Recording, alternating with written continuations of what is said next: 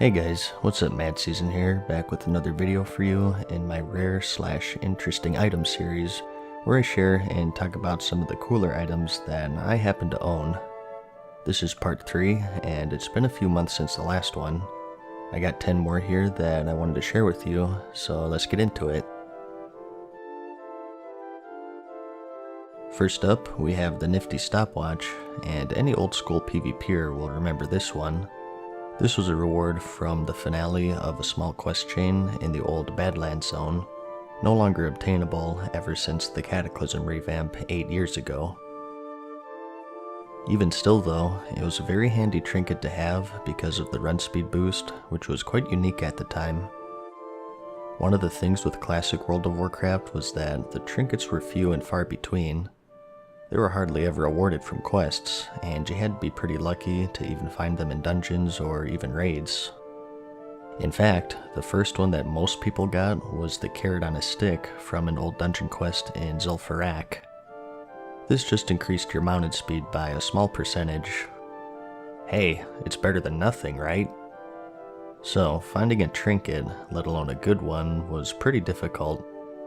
This one was a must if you were a PvPer, particularly if you were a flag runner in the Warsong Gulch.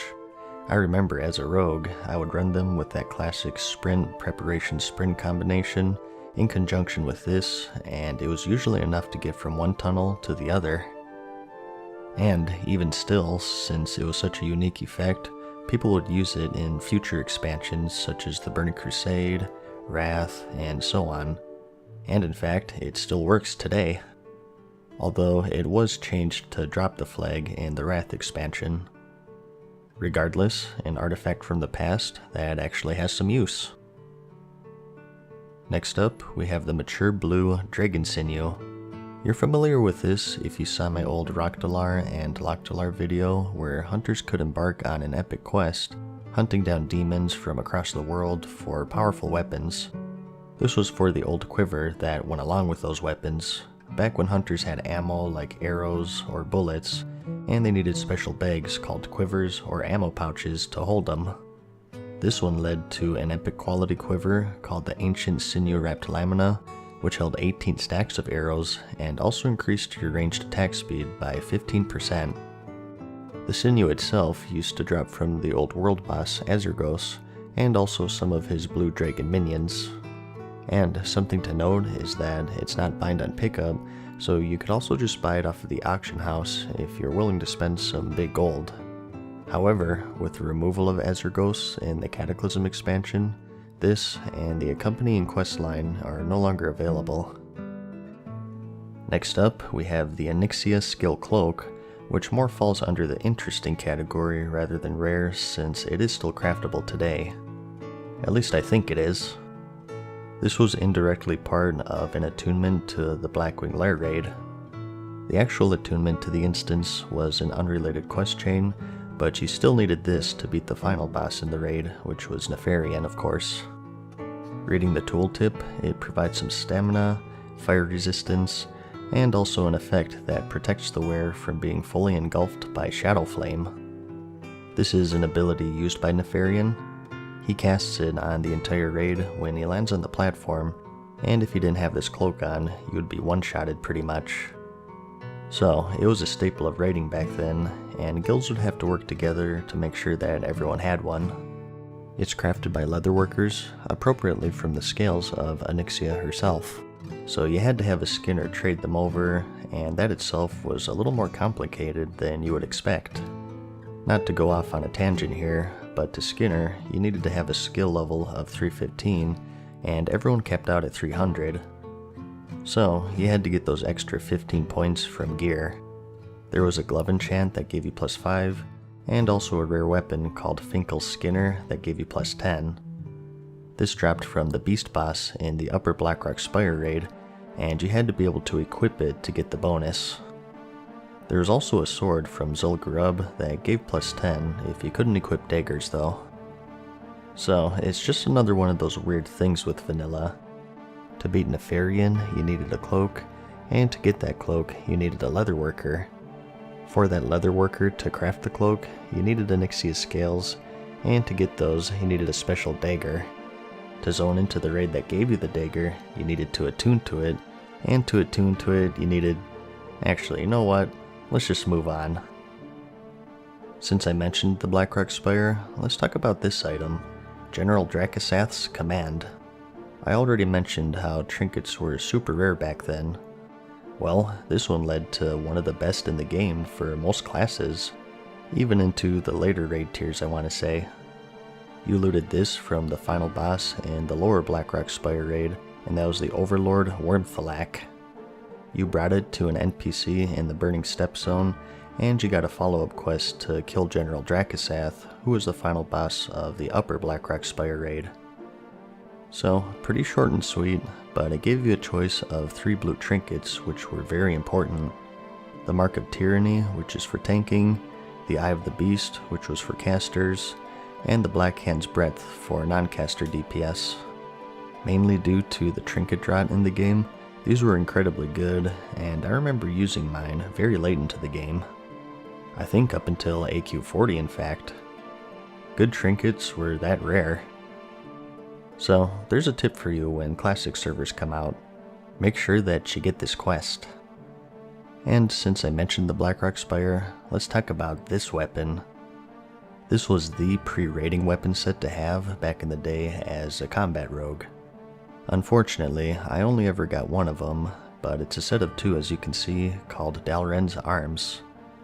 The main hand is the Sacred Charge, and the offhand is the Tribal Guardian, which I never got. These had a very low chance to drop from the red-black hand fight, and there's kind of a funny story going on with them, and just vanilla itemization in general. If you take a look at the stats of the offhand, the Tribal Guardian, you'll see that it's clearly designed for defense. However, this was one of the few offhand only weapons in the game, so there was no way to equip this with a shield, since shields were also offhands of course.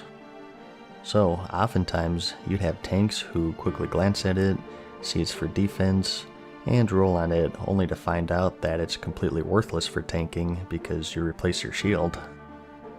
So, it's just another one of those weird quirks with Classic. The itemization was all over the place. Ideally, they went to rogues, and possibly dual-wielding Fury Warriors, although I never played them, so I'm just guessing there. So, I just could never bring myself to sell this one.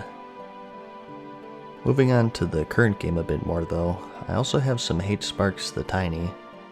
These were rarely obtained from the 10th anniversary event during the Warlords of Draenor expansion.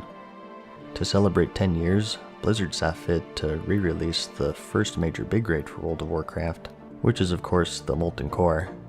For a limited time, people could queue up for an upskilled level 100 LFR version of it, and get a Core Hound mount and other various special items, including this pet. The raid was pretty difficult as I remember.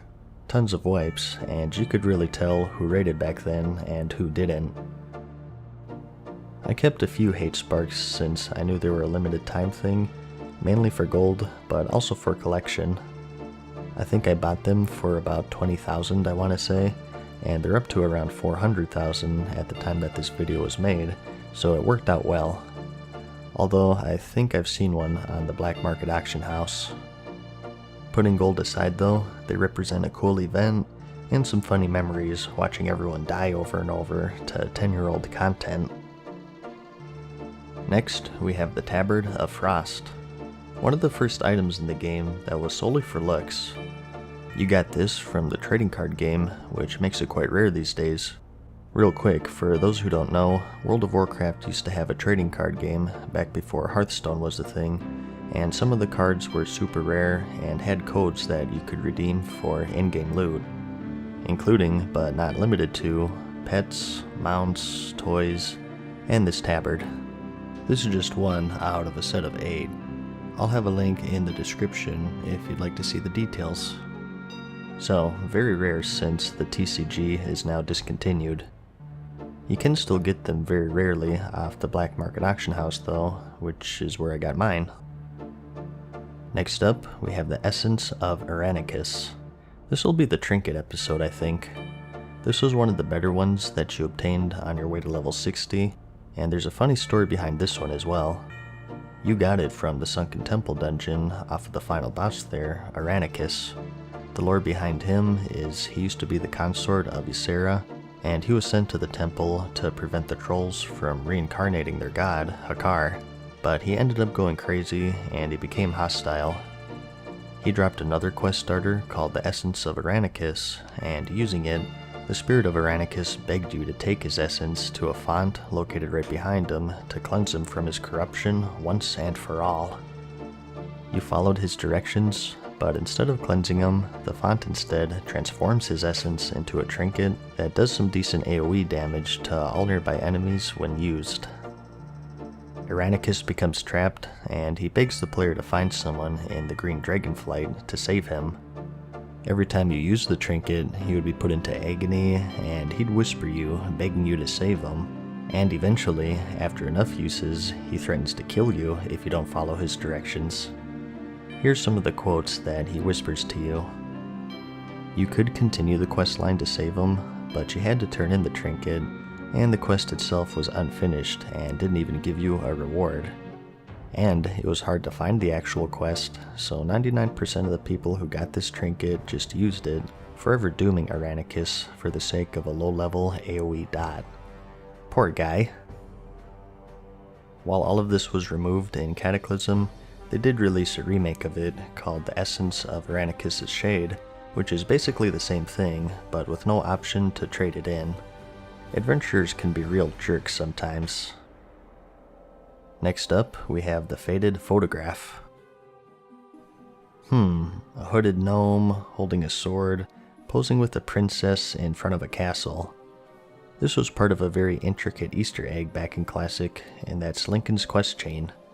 I already went over this in another video, so I won't go too in depth here, but in the classic Ungoro Crater Zone, you could find a wrecked raft and a bag that holds this photo, and a curled map parchment, a compass, and a lion-headed key.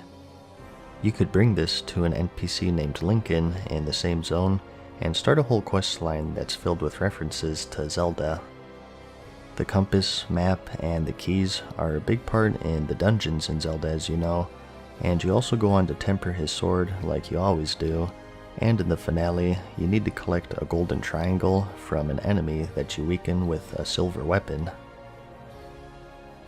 As a reward, you can get a boomerang or his Sword of Mastery. You also got to keep this photograph as a memento, and today it's a collector's item, fetching a price of over 750,000 gold across all US servers. And for the 10th and final item on your list, we have the Eye of Shadow. If you've seen my Azeroth Arsenal videos, you'll know exactly what this one is for. This is part of the old Anathema and Benediction quest chain for priests back in vanilla. In the Molten Core raid, from the second to last boss, the Majordomo Executus, you could loot another trinket called the Eye of Divinity. Clicking on it would give you a hint on where to find a hidden NPC in the Eastern Plagueland zone that you could only see with the trinket equipped. If you found her, you could start some dialogue to trigger a special challenge where you had to escort some ghostly peasants to safety. You had to heal them, cleanse them, and kill the attacking undead, and it was a very tough task to complete since you failed if too many peasants died, or if someone walked into the area since it was a solo challenge. Plus, only one priest could do it, and if you failed, you couldn't reattempt for several hours.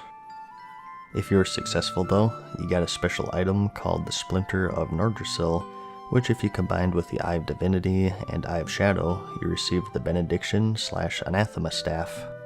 You used the actual staff to transform it between each form. Benediction was for healing, and Anathema was for DPS. While you found the Eye of Divinity from the Molten Core, the Eye of Shadow was found in the world instead, specifically from high-level elites in the Blasted Lands or Winterspring zones, so you either had to farm them or spend a truckload of gold on the auction house. So very highly sought after during the time. Like many other items on this list, it has no actual use ever since the Cataclysm, other than just for collection's sake. So, there's 10 more items from my collection for you. I do have many more, probably enough for a couple more episodes if I keep doing them in groups of 10. If you decide to join me, I'll see you then. As always, I hope you found the video interesting or entertaining. Like it if you liked it, and I'll see you in the next one. Peace. Farewell for now, mortals. We hope you enjoyed today's video. See you again soon.